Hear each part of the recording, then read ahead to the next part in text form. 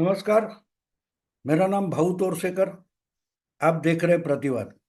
दोस्तों, ये मेरा हिंदी यूट्यूब चैनल है। मराठी में मैं प्रतिपक्ष नाम से यूट्यूब चैनल चलाता हूँ, और सिर्फ हिंदी के लिए ये मैंने अलग प्रतिवाद नाम का यूट्यूब चैनल शुरू किया है। तो जो भाऊ तोरसेकर को सिर्फ हिंदी में सुनना चाहते हैं वो कृपया प्रतिवाद को सब्सक्राइब करें। उसके साथ घंटी का जो सिंबल है उस पर भी क्लिक करें। दोस्तों, आज मैं फिर दिल्ली के चुनाव पर बात करूंगा, क्योंकि दिल्ली में अब आखिरी पड़ाव पर शायद चुनाव आ गए हैं। तो मुझे लगता है कि इसके बारे में 5 तारीख को तो वोटिंग है, और 2 हफ्ते बचे हैं। तो एक बात हमें समझनी पड़ेगी कि जिस ढंग से केजरीवाल पिछले 10 साल से सरकार चला रहे हैं, उसके लिए लोग खुश है ऐसा नहीं माना जाएगा। हाँ, जिस हेतु से, जिस प्यार से लोगों ने केजरीवाल को वोट दिया था, केजरीवाल भूल गए। लोग अगर आपको चुनकर देते हैं तो वो आपकी ताकत नहीं होती, और वोटर आपका गुलाम नहीं होता कि भाई जाएंगे तो जाएंगे कहाँ, लौट कर तो हमारे पास आना है।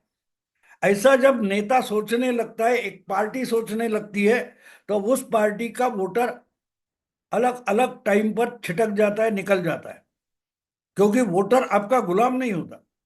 वोटर को आप अच्छे लगते हो, वोटर आपसे प्यार करता है, इसलिए वोटर आपको वोट देता है। और बार बार अगर वोट दे रहा है तो उसका कारण एक ही होता है कि वो आपको सदिच्छा दे रहा है, शुभेच्छा दे रहा है।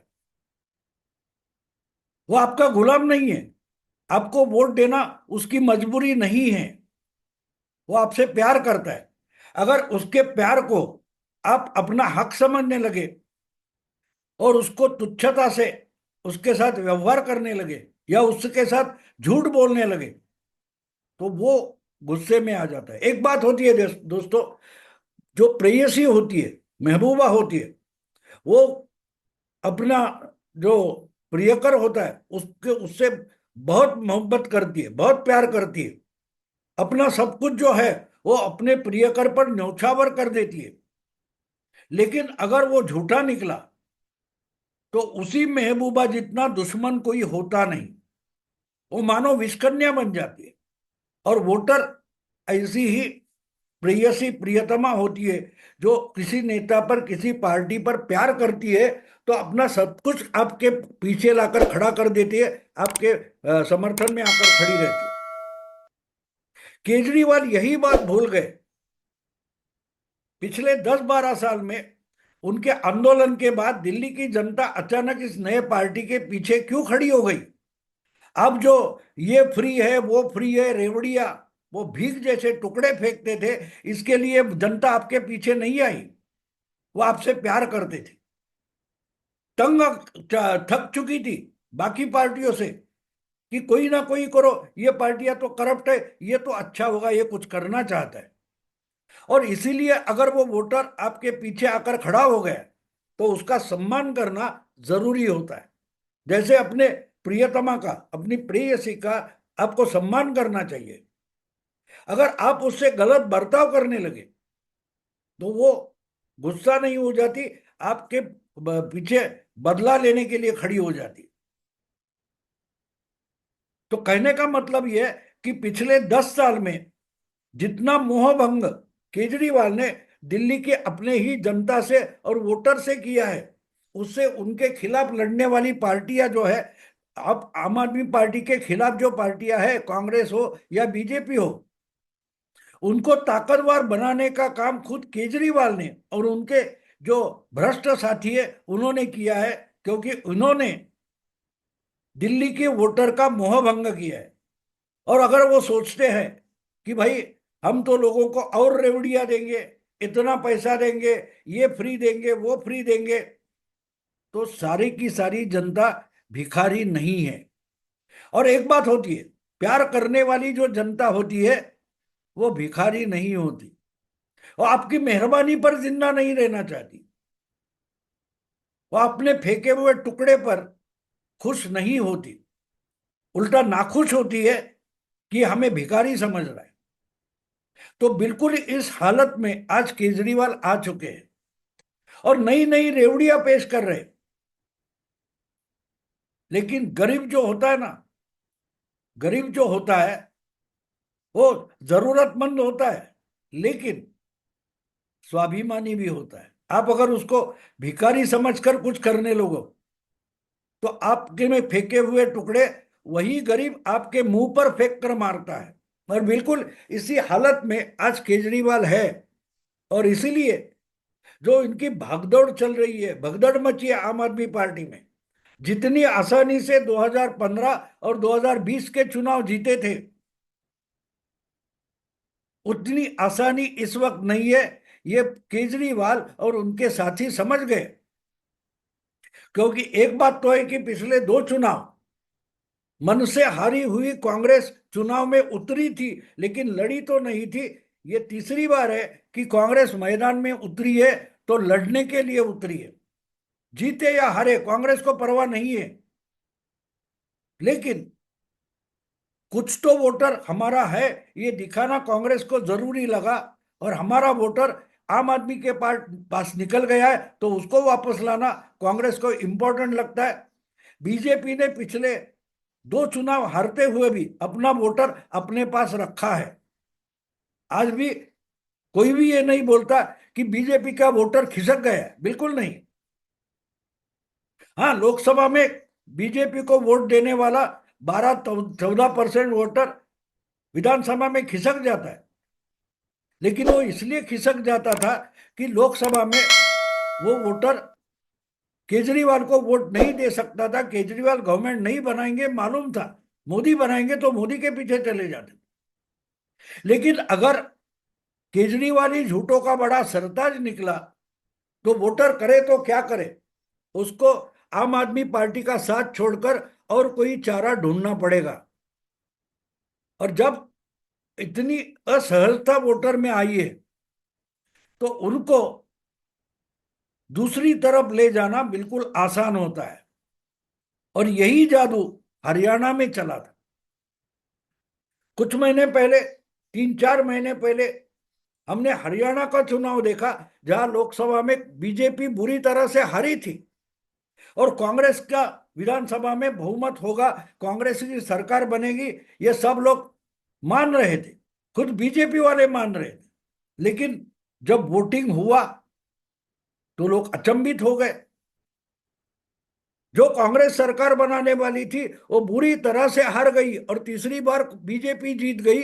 तो वो जादू करने वाले इंसान का नाम था योगी आदित्यनाथ, जो उत्तर प्रदेश के मुख्यमंत्री है और जिन्होंने हरियाणा के विधानसभा चुनाव में एक ऐसा मंत्र फूका हरियाणा में कि देखते देखते चुनाव पूरा का पूरा पलट गया। जो बीजेपी हारने वाली थी उसको प्रचंड भारी बहुमत मिल गया। उसको किसी और पार्टी की मदद लेने की जरूरत भी नहीं बची। अपने बलबूते पर अपने बहुमत में तीसरी बार बीजेपी ने हरियाणा में सरकार बनाई। और 1 महीने 1.5 महीने बाद वही बात दोहराई गई। वो महाराष्ट्र में दोहराई गई। महाराष्ट्र में तो योगी बाबा का चमत्कार इतना जादू चला कि पूरे के पूरे तीनों विरोधी दल थे, उनका सुपड़ा साफ हो गया। जिन्होंने 48 में 31 सीटें जीती थी लोकसभा की, उनको सब मिलकर 288 में 46 सीटें मिल गई। तो ये जादू था। और जादूगर था बाबा योगी आदित्यनाथ, जिन्होंने 3 शब्द उच्चारे थे, बटोगे तो कटोगे। बस 3 शब्दों ने हरियाणा में चमत्कार किया। और उससे भी बड़ा चमत्कार महाराष्ट्र में हो गया, क्योंकि महाराष्ट्र में महायुति को बीजेपी का जो गठबंधन है उसको 288 में 237 सीटें मिल गई। अब वही चमत्कार करने वही जादूगर दिल्ली पहुंच गया है। आज ही सुबह मैंने खबर पढ़ी कि अब जब चुनाव का अंतिम पर्व शुरू हो गया, आखिर के 10-12 दिन है, तो उसमें बीजेपी ने उत्तर प्रदेश के मुख्यमंत्री योगी आदित्यनाथ को स्टार प्रचारक करके, स्टार कैंपेनर करके दिल्ली में लाने का सोचा है। पूरा प्रोग्राम बना है। कुछ 15 या 20 मीटिंगे, 15 या 20 मीटिंगे दिल्ली में अकेले योगी आदित्यनाथ करेंगे। और योगी आदित्यनाथ जिस ढंग से बोलते हैं, वो कन्विंसिंग बोलते हैं, सामने वाला पट जाए इस ढंग से बोलते हैं। और बीजेपी के चाणक्य इतने होशियार है कि उनको मालूम है कि योगी आदित्यनाथ को कहां लेके जाना है। वैसे तो दिल्ली विधानसभा के कुछ 70 चुनाव क्षेत्र है, उसमें कुछ 14-15 चुनाव क्षेत्र है जो मुस्लिम बहुल है।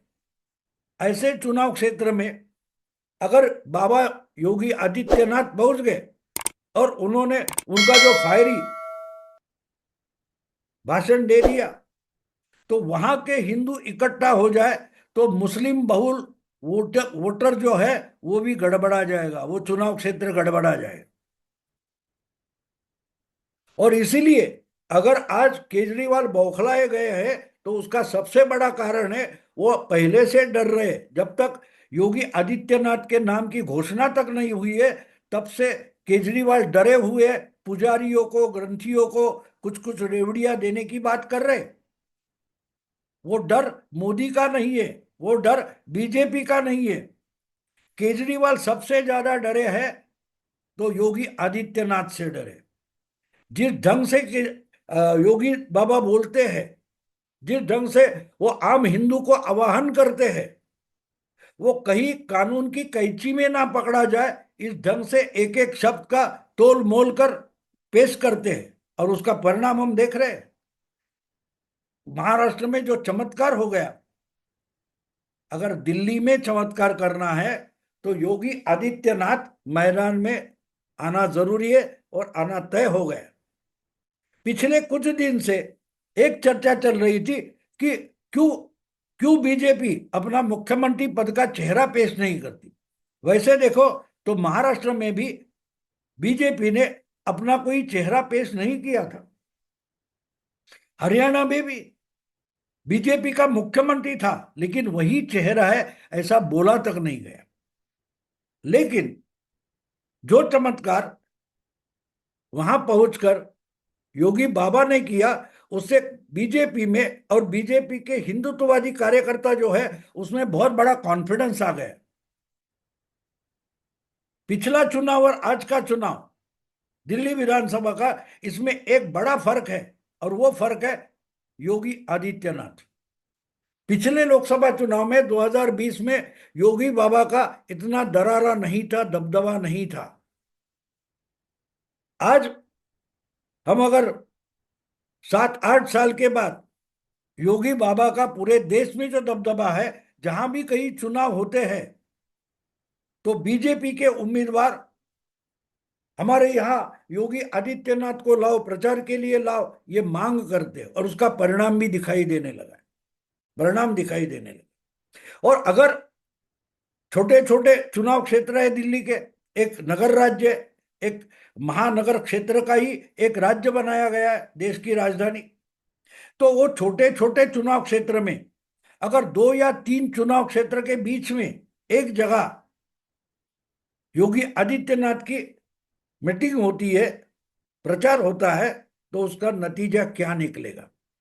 पहले ही केजरीवाल अपनी ताकत गंवा चुके हैं, लोकप्रियता उनकी उतर गई है। कांग्रेस बड़ी ताकत में है, यानी एक जगह कुआं है और दूसरी तरफ खाई है। ऐसे मोड़ पर आकर केजरीवाल खड़े हुए और उनके सर पर एक बड़ा बोझ बाबा योगी आदित्यनाथ करके खड़ा कर दिया, तो उनका तो बैलेंस जाना ही है। यानी कि योगी आदित्यनाथ की दिल्ली के चुनाव में एंट्री, ये केजरीवाल के लिए सबसे बड़ी समस्या है। अगर खुद एक योगी मुख्यमंत्री दिल्ली के पुजारी ग्रंथी उनके सामने खड़ा होकर वोटिंग का आह्वान करता है, तो केजरीवाल की रेवड़ी उन पुजारियों पर कितनी चलेगी। वो पुजारी किस दिमाग से सोचेंगे, और वो पुजारी अगर योगी आदित्यनाथ के उस मंच पर आकर बैठ जाते पुजारी वगैरह ग्रंथी, तो वो पिछले अगले 10-12 दिन वो पुजारी और ग्रंथी वोटरों को क्या बताएंगे, वोटरों को कैसे प्रभावित करेंगे, ये सिर्फ सोच कर देखो तो आप आज के आज दिल्ली के चुनाव का जो नतीजा है, परिणाम है, वो समझ पाएंगे। तो बात साफ है दोस्तों, दिल्ली चुनाव का आखिरी स्टेज नजदीक आ गया है। और ऐसे वक्त में जो बोलते हैं ना, मैराथन दौड़ने वाला खिलाड़ी होता है, और दौड़ करने वाला खिलाड़ी जो होता है तो शुरू में जोर से भागता नहीं। केजरीवाल तो शुरू से जोर से भागने शुरू किया है, और जैसे आखिरी पल्ला आ गया है तो डगमगाने लगा है। कांग्रेस ने भी जोर शोर से शुरुआत की, लेकिन बीजेपी ने देरी से शुरुआत की है। और जो दौड़ने वाला मैराथन का खिलाड़ी होता है, वो अपनी ऊर्जा आखिरी पल्ले के लिए संभाल के रखता है।